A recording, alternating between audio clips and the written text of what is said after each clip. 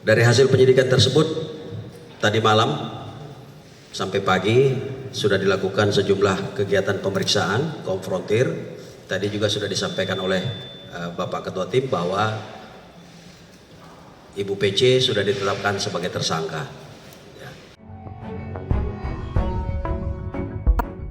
Komnas Perempuan dan Komnas HAM akhirnya buka suara soal penetapan tersangka istri Irjen Verdi Sambo, Putri Chandrawati, terkait kasus dugaan pembunuhan berencana Brigadir Nofriansyah Yosua Huta Barat atau Brigadir J.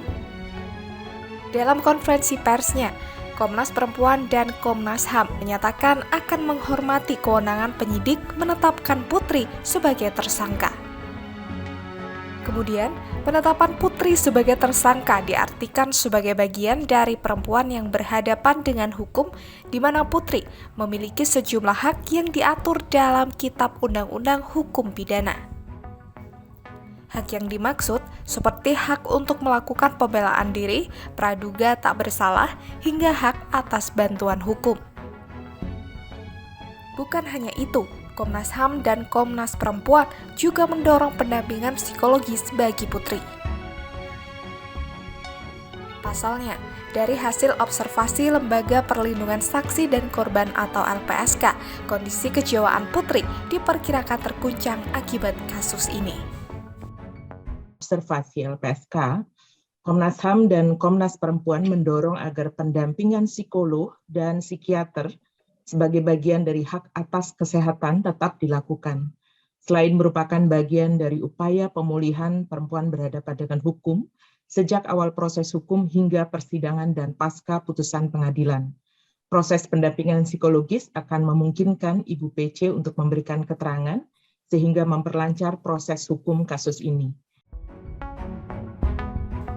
Selanjutnya, kedua lembaga itu juga akan memastikan agar aparat penegak hukum menghormati hak Putri sebagai perempuan yang berhadapan dengan hukum hingga persidangan.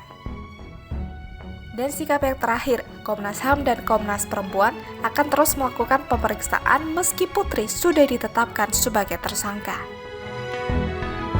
Dan yang kelima, untuk kelanjutan pemeriksaan Komnas HAM dan Komnas Perempuan, masih akan terus berproses dan melanjutkan koordinasi dengan berbagai pihak terkait. Sebelumnya, Polri menetapkan Putri Chandrawati sebagai tersangka pada Jumat 19 Agustus 2022. Ini artinya Putri menjadi tersangka kelima dalam pusaran kasus Brigadir J. Menurut hasil penyelidikan Bareskrim Polri, Putri memang ada di TKP saat kejadian dan turut terlibat merencanakan pembunuhan Yosua. Seperti sang suami, Putri juga dikenakan pasal pembunuhan berencana dengan ancaman hukuman pidana maksimal 20 tahun atau hukuman mati.